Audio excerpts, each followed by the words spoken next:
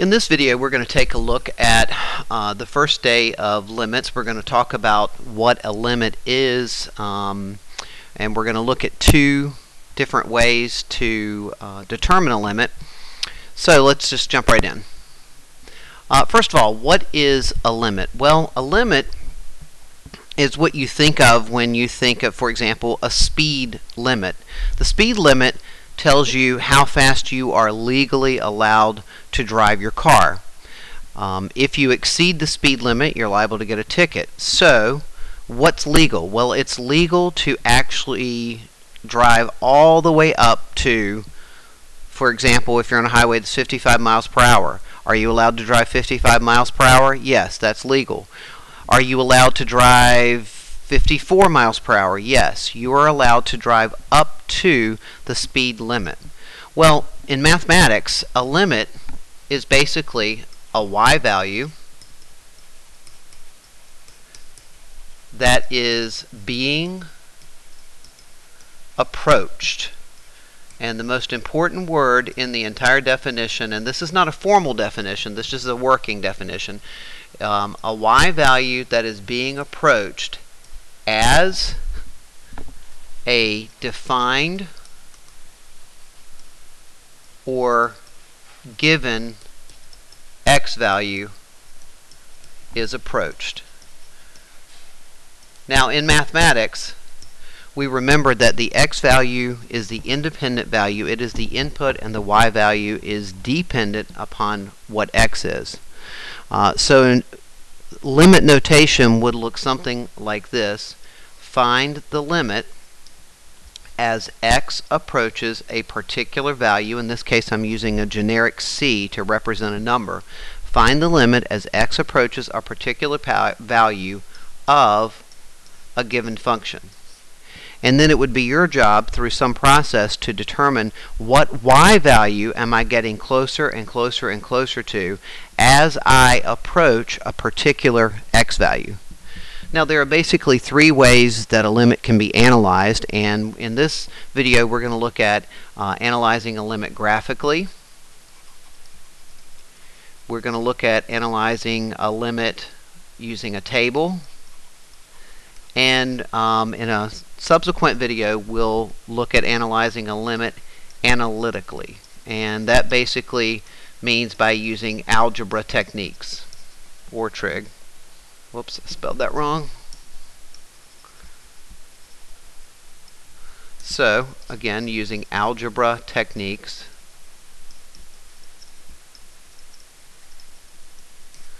Alright, so let's take a look at the function that we have here. We have a rational function.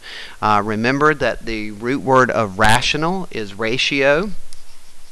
And from your prior experience, you should remember that in this rational function that there's going to be a vertical asymptote of x equal to -1. In other words, we can't let the denominator equal to 0.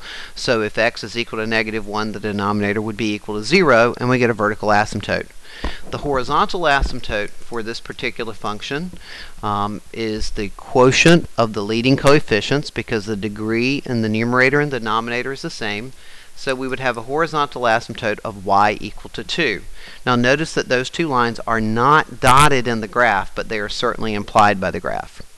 Alright, so let's use this graph to determine the limits that have been asked for here.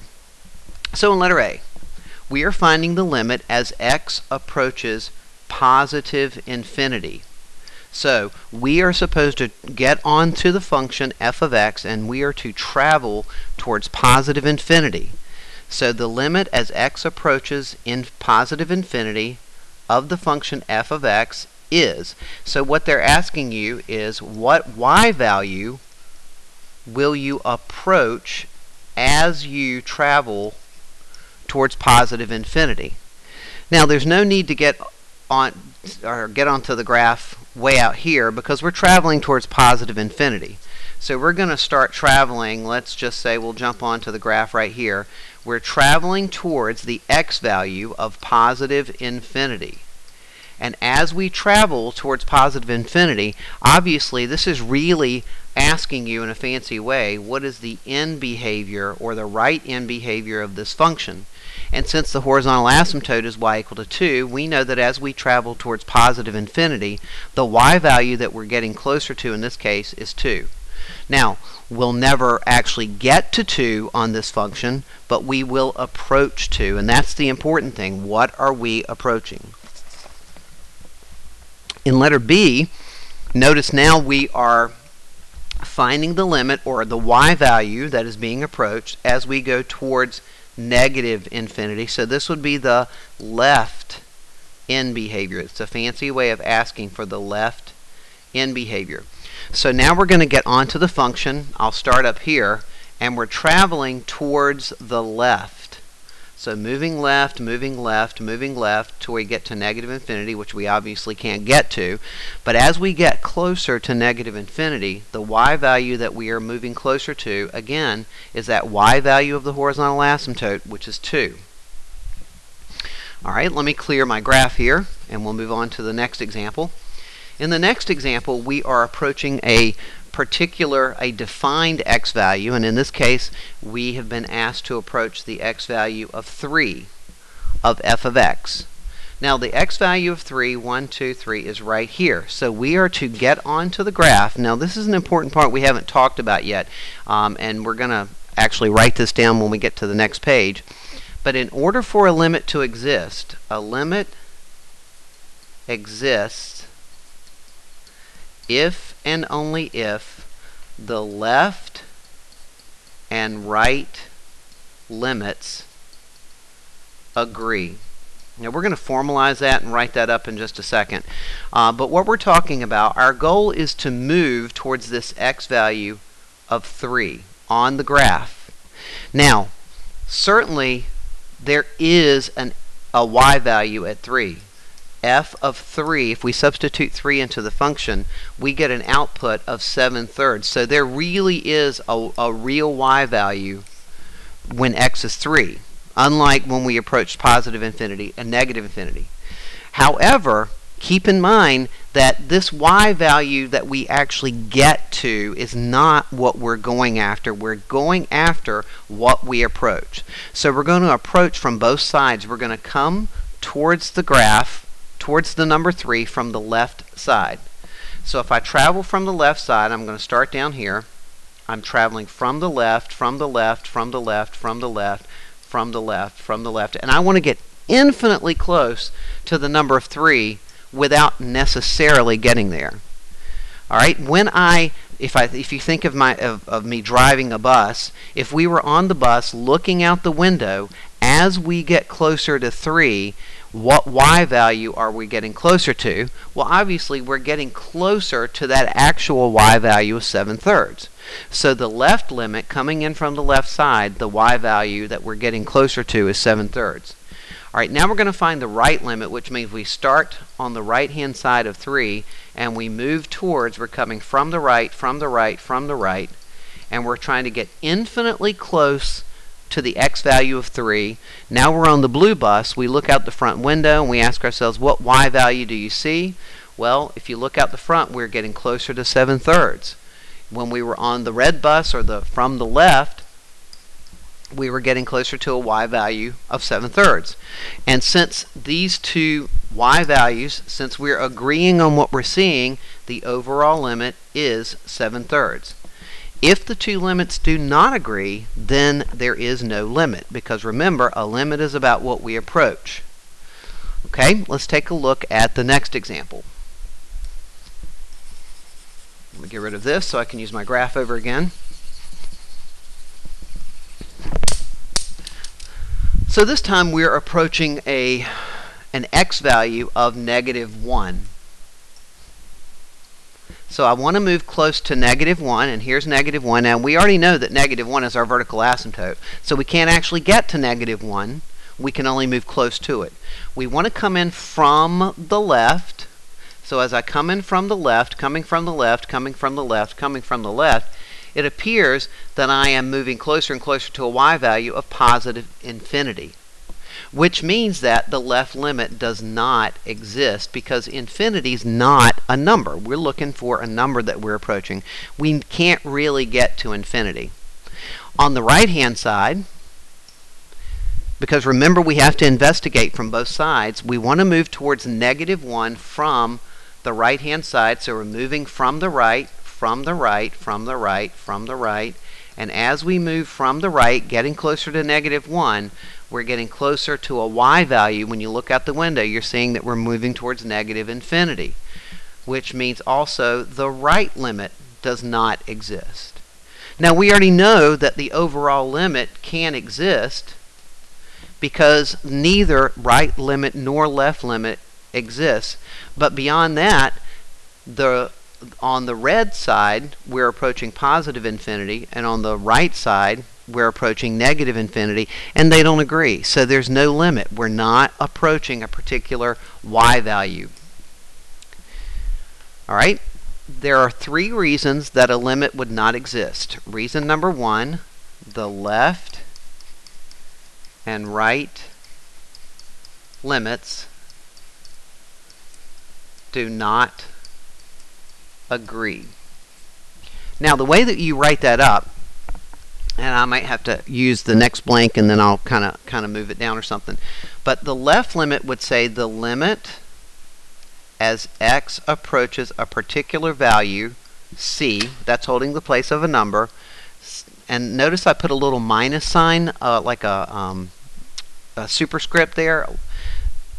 Limit as x approaches c from the left-hand side of the function must equal the limit as x approaches c from the right-hand side, and that's a little plus sign. Here, let me make that clearer for you.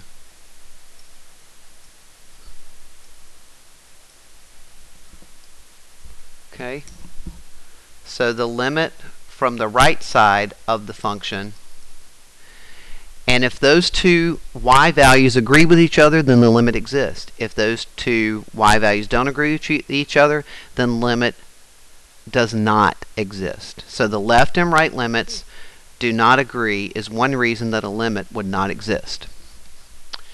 A second reason that a limit would not exist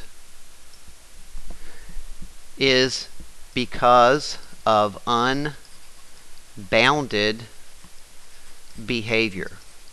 And we saw that on the other page. That, in other words, we are either approaching positive infinity or negative infinity, and if that's the case, the limit does not exist. The third reason that a limit might not exist is because of oscillating behavior. And I don't know that we'll get to that scenario in this particular video. We'll talk more about that a little bit later. Okay, so let's use the graph that you see here to answer the questions from problem number 2. The first thing that we're supposed to do is to find the limit as x approaches -1, and this is, see, remember the little negative sign above, this means from the left. So we're going to move towards -1, but we're going to move towards -1 from the left. We did this in the other page, but we didn't write it up like this. So as I travel towards -1 from the left, remember, from the left, we're moving towards -1, x value. As we move towards an x value of -1, we're approaching positive infinity. So we would say, well, the limit seems to be positive infinity, therefore the limit does not exist because we're not approaching a particular y value. The second thing we've been asked to do is find the limit from the right-hand side, and the reason I know it's from the right-hand side is the little plus, so this is the right, or actually I should, from the right, or right-handed limit.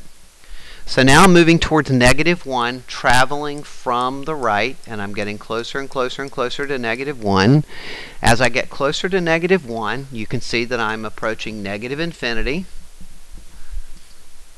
So negative infinity, therefore the limit does not exist. And then finally, the limit, I'll call it the limit overall, because we've tested the left, we've tested the right. The limit overall as x approaches -1 does not exist. And really, it could be either of these reasons, but since one side is approaching positive infinity and the other side is approaching negative infinity, I'll say the limit does not exist because the limit as x approaches -1 from the left is not equal to the limit as x approaches -1 from the right-hand side. In other words, the left and the right limits do not agree.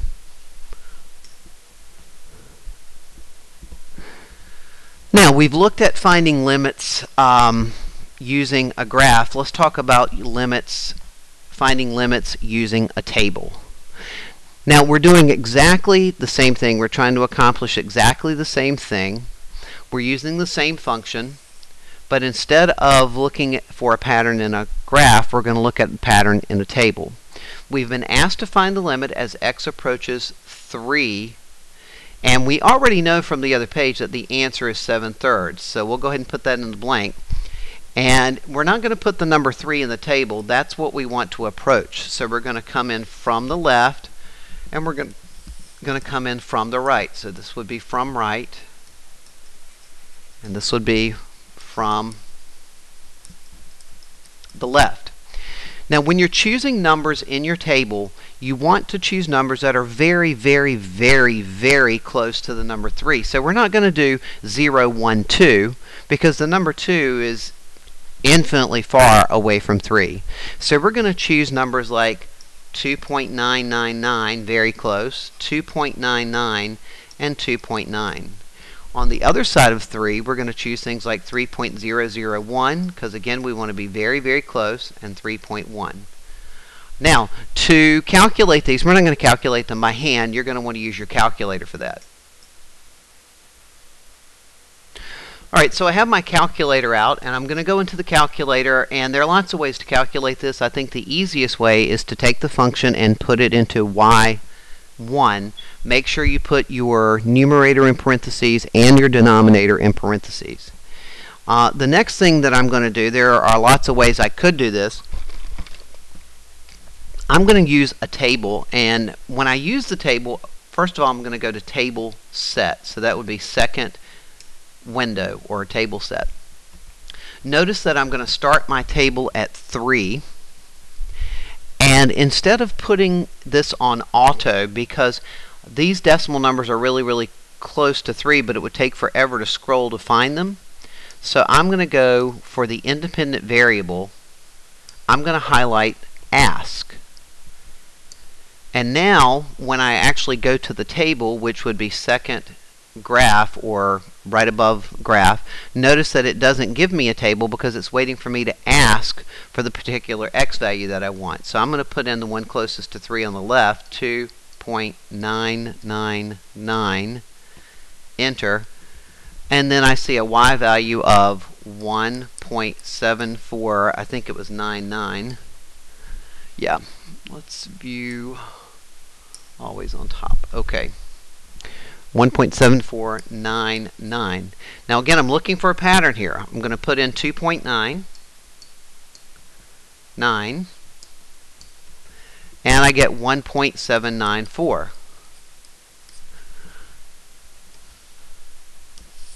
I'm going to put in 2.9, and I get 1.7436. So you can see as we travel from the left side, we're getting closer and closer and closer to a y value of 1.75. Oh good, that tells me that I wrote this wrong. That should have been 7/4 was the original answer. So I'm getting closer to a y value of 1.75, which is the answer that I'm looking for. On the other side, we want to make sure that as we come in now from the right hand side, we're getting the same y value, 3.001. Oops. Doesn't really matter that I have an extra 0 in there because it would just be closer, but I'll get rid of it for the sake. And I get 1.74 5, 0, 1, and I could go ahead and find this number and this number using my calculator, but you see that as I come from the right hand side, I'm still approaching a y value of 1.75, which verifies that yes, as you move closer to an x value of 3 on this graph, you really do get closer and closer to a y value of 1.75 or 7/4. Now I'm not going to complete the next one. You can use your calculator to do that, but what you will notice that as we approach an x value of -1 and we come in from and we use numbers that are really close to -1, and these would be numbers that are on the left side, so -1.001, -1.0, oops, wrong spot, sorry, x values. So if I do -1.001 and -1.01 and -1.1, and on the other side -0.999, etc., you would notice that on the left hand side the graph is moving towards positive infinity, so the calculator probably will go into scientific notation. We're going to get a very large y value, and the trend would be as we're getting larger y values. Over here we're getting very small y values, which verifies that we really are moving towards negative infinity. So that's how you use a table. Alright, let's finish this up and see if we can put together everything that we've learned. Use the graph to find the limits. If the limit does not exist, tell why. In letter A, notice we're again approaching 2 from the left. All we care about is coming from the left hand side. So if I approach 2, and here is the number 2 on my graph, if I approach 2 from the left side, now keep in mind this is where things could easily fall apart. What y value am I looking at as I look out the front of my bus on this time? Well, I'm looking at a y value of 1. Now bear in mind there's a hole there at 2, but a limit is not about what you can actually get to. It's the y value that you are approaching. Okay, keep that in mind. Now, on the right-hand side, find the limit. This time we're only worrying about coming in from the right-hand side. From the right, from the right, from the right, from the right, from the right. What y value is the blue bus looking at? As they look out the front, they're looking at a y value of 2. Can you get to that 2? No, because there is another open circle. But it's not about, a limit's not about what you get to, it's about what you approach. And then the actual real deal y value for this function, which is what's being asked in the third part, f of 2, the actual y value is 3, because that's where the solid dot is for this function. So notice that the limit does not necessarily have to equal the actual y value of the function. Now in this particular case, notice in the third part they're asking us for the limit overall. Now that's just a term that I use, but when I say the limit overall, I am assuming that I have considered the limit from both sides. Now when I look at the limit from both sides, the left and right limits do not agree. And since they do not agree, the limit does not exist, because the limit as x approaches 2 from the left of the function does not equal the limit as x approaches 2 from the right of the function. Left and right limits do not agree. Alright, let's take a look at almost the last problem. Now we're trying to approach, or trying to find the limit as x approaches 5. When we approach 5, in order for the limit to exist, 1, 2, 3, 4, 5, there's the 5, we have to investigate the left and the right.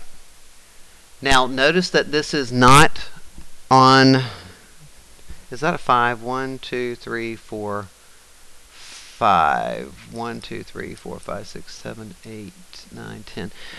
Let's choose another value. Since this is not on the graph, this is not going to be a very good example, and I don't want you to be confused. So let's change this problem, and let's find the limit. Let me erase that. Let's find the limit as x approaches negative 2. That'll be a little bit easier. So the limit as x approaches negative 2. Now that's not from the left. That's the limit as x approaches negative 2. And here's negative 2. So I'm going to investigate that from the left-hand side. So from the left, from the left, from the left, from the left, from the left. We appear to be approaching a y value of negative 1. I have to investigate the right-hand side. Coming in, now I realize that when you come in from the right-hand side, you have to jump over to keep traveling towards negative 2. And as we get infinitely close to negative 2, we're approaching a y value of negative 1. Everybody is agreeing, therefore the limit as we approach negative 2 is a y value of negative 1. And then finally, the limit as x approaches infinity, which is the right-hand behavior, as we travel towards positive infinity. Let me erase this here. As we travel towards positive infinity, we're approaching a y value of infinity, which is not really a number. So the limit does not exist because of unbounded behavior. Okay, I hope this video has been helpful to you. You can watch it as many times as you want to make sure you understand. And if you notice any errors, because I'm likely to make those, please feel free to let me know and I'll try to make those corrections.